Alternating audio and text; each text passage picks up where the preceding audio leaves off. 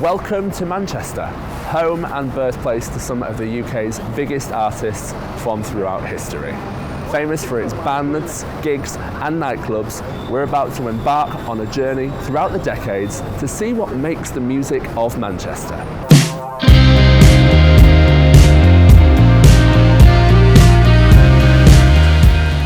Nowadays, the city boasts some of the best-known rock and indie bands.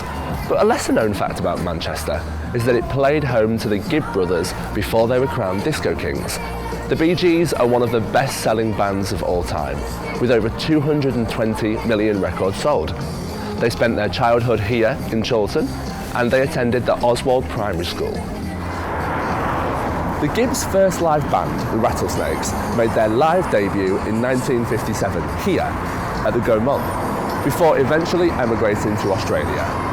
Legend has it that the group were going to lip sync as other children had done in previous weeks, but as they were running to the theatre, the fragile shellac 78 RPM record broke.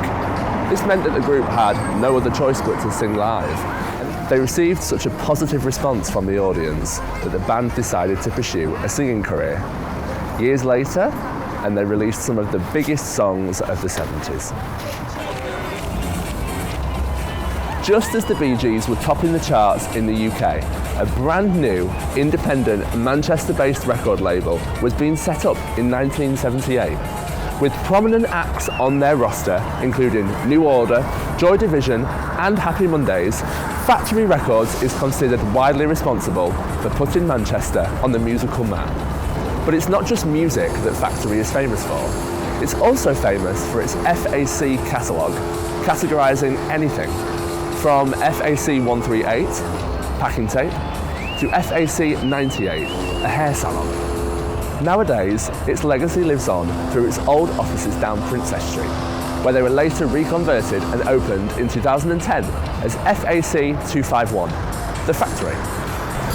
Factory Nightclub was allocated its catalogue number in reference to Factory Records' original nightclub, FAC 51, The Hacienda.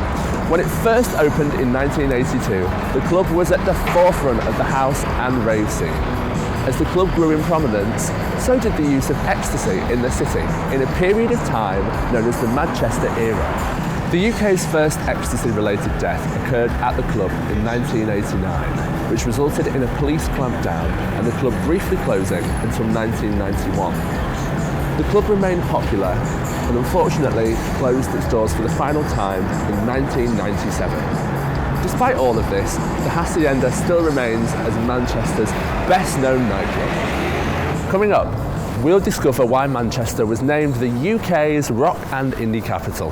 And in 1990, two brothers are about to embark in a battle of Britpop. We'll see you in part 2.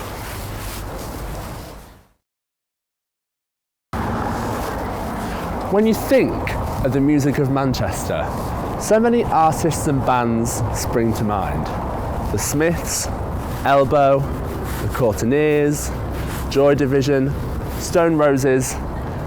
The list is seemingly endless. And yet, one band dominates: Oasis. Perhaps the most widely known musical group to emerge from Manchester is Oasis. Noel and Liam Gallagher may be Manchester's most loved group. However, that love isn't always reciprocated, especially when Noel told Rolling Stone that he doesn't have to necessarily be nice to fans who dig their music. The band was set up as The Rain in 1991, and it was a band that Liam was invited to audition for.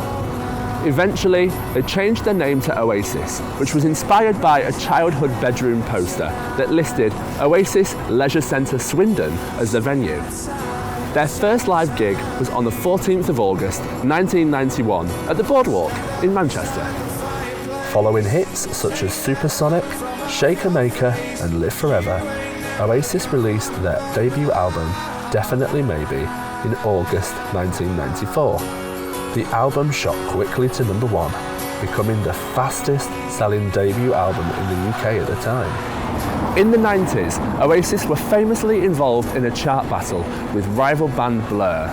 Known as Battle of the Britpop, On the 14th of August 1995, both bands released singles on the same day.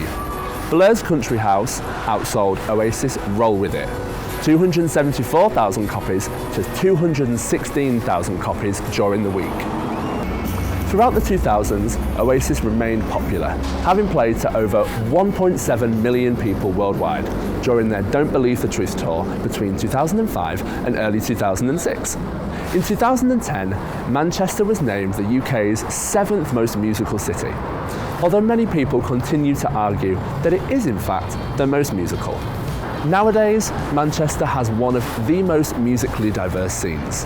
From rock and roll to indie, drum and bass to pop, there's really something to suit any musical taste. And what better way to explore Manchester music than right here in the Northern Quarter? Renowned for its famous venues, record shops and rich history, you really feel like you're in the heart of what makes Manchester music. When I started working in Vinyl Exchange, it was the rough part of town, to put it bluntly. I would say really in the last 10 years is when I've seen a major shift. It's got its pros and its cons. Its pros in that it has brought a lot of the more artistic people who are seeking music along with other forms of art. It's made it a lot nicer place to work as opposed to what it was.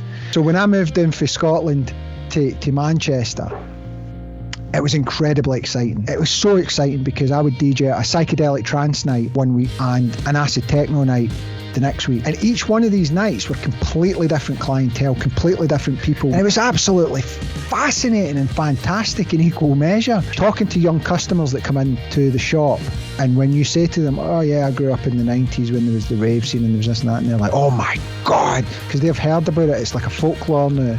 Manchester seems to be turning into the second or new London, and London's always been a hive of activity. So there's every chance that Manchester will get it a second wind.